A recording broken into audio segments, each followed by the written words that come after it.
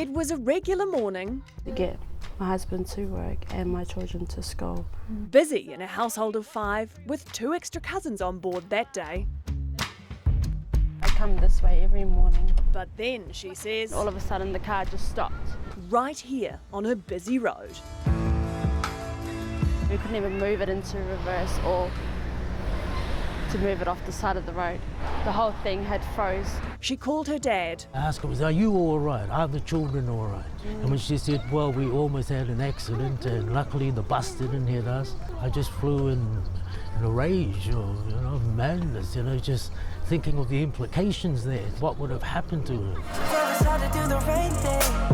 Now, there's a bit of background you need to know. Rochelle and her husband's car conked out a while back, so they signed up to a rent-to-buy scheme.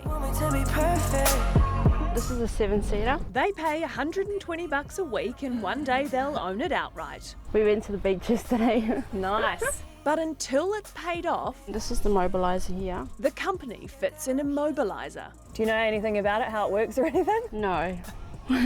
If the customers don't pay, according to the contract, the company can immobilise the car while it's parked and repossess it. Sounds fair enough, and Rochelle agrees.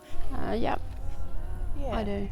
But her concern is the company being able to kill the motor while driving with her family in the car. I don't believe that anyone have the right, to hold someone's life in their hands. Not at all, just with a flick of a switch.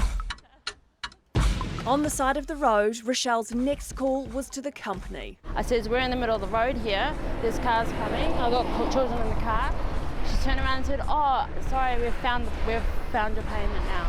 I was so angry about this. Now, here's what else you need to know. Immobilisers are used by lots of companies and private owners, but there are recommended safe methods of installation, and then there are the not so safe methods, so we had Rochelle's car checked Immobilised ignition. by several people. What do you reckon, David? From what I've done and tested, it is definitely installed incorrectly. This could have happened to them travelling at 100k down a motorway. Yeah.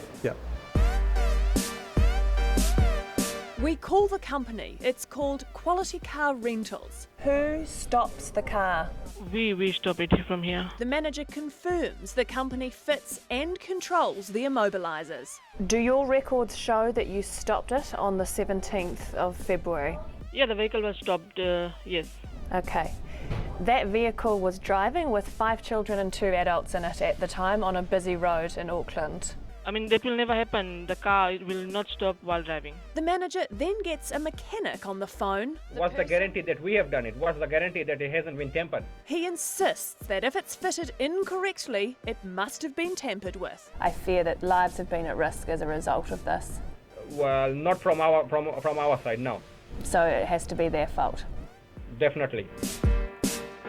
So we take the car back to be tested for tampering. Looking at that there is no evidence of any other cut wires. No evidence of tampering, is that what you're saying? No evidence of tampering, from my point of view.